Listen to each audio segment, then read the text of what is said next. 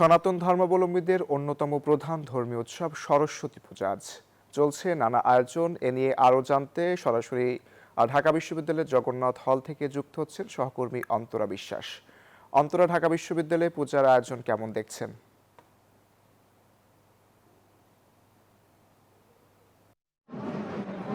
আসলে ঢাকা বিশ্ববিদ্যালয়ে এই জগন্নাথ হলের মাঠে প্রতি বছরই সরস্বতী পূজা হয় এবং প্রতিটি বিভাগ আলাদা আলাদাভাবে পূজা করে থাকে এবং পুরো মাঠের চারপাশ জুড়ে আমরা দেখতে পারি বিভিন্ন বিভাগের পুজো শুরু হয়ে যায়। আজকেও তার ব্যতিক্রম নয়। সকাল থেকেই আমরা দেখতে পাচ্ছি পুজো শুরু হয়ে গেছে। কোনো কোনো বিভাগে পুজো এরই মধ্যে শুরু হয়েছে, কোনো কোনো বিভাগে পুজো এখনও আসলে শুরু হয়নি। কোথাও কোথাও দেখা যাচ্ছে সরস্বতী দেবীর যে মূর্তি, যে মুখ, সেটি আসলে ঢেকে রাখা হয়েছে।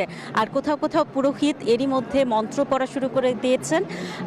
ঢাকের যে বাদ্য সেটি আপনি নিশ্চয়ই শুনতে পাচ্ছেন এবং সেই সঙ্গে এই সকালবেলায় অনেকে রঙিন পোশাক পরে একেবারে কেউ শুভ্র, কেউ হয়তো হলুদ, যে দুটি আসলে সরস্বতী দেবীর পুজোর দিনে সাধারণত নারীরা পরে থাকেন, সেই রঙের শাড়ি পরে এসেছেন। এছাড়াও বিভিন্ন রঙের শাড়ি পরে এসেছেন, সেজে গুজে একদম পরিচ্ছন্ন হয়ে আজ দেবীর যে পূজা অর্চনা সেটি তারা করবেন। আপনি জানেন যে সকাল থেকেই উপোস থাকতে হয়, তারা উপোস করে দেবীর আরাধনা করবেন এবং দেবীর যে অঞ্জলি সেটি যখন দেয়া হবে ফুল বেলপাতা দিয়ে, এর পরেই আসলে অনেকেই দেখা যায় ছোট্ট সোনামণিদের হাতে খড়ি দেন। কারণ সনাতন ধর্মাবলম্বীদের বিশ্বাস যে এই দিনে যদি ছোট্ট সোনামণিদের হাতে খড়ি দেওয়া হয়, অর্থাৎ তার জীবনের প্রথম যে লেখাটা বা পড়াশোনাটা সেটি যদি আজকের দিনে পুরোহিতের হাতে তারা শুরু করেন, তাহলে তার সারা জীবনের যে পড়াশোনা সেটি অনেক ভালো হয়।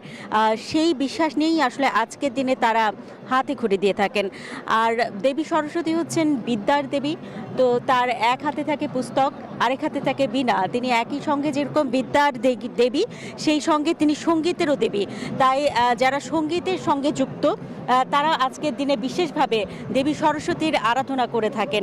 যে কারণে সঙ্গীত বিভাগে যারা গান করেন কিংবা নাচ করেন কিংবা আবৃত্তির সাথে জড়িত বা সঙ্গীত সম্পর্কিত বা সাহিত্য সম্পর্কিত যে কোনো বিষয়ের সাথে জড়িত, তাদের কাছে এই দিনটি আসলে বিশেষ দিন। যে কারণে সেই বিভাগগুলো আরও বিশেষভাবে আসলে আজকের দিনটি পালন করে থাকে।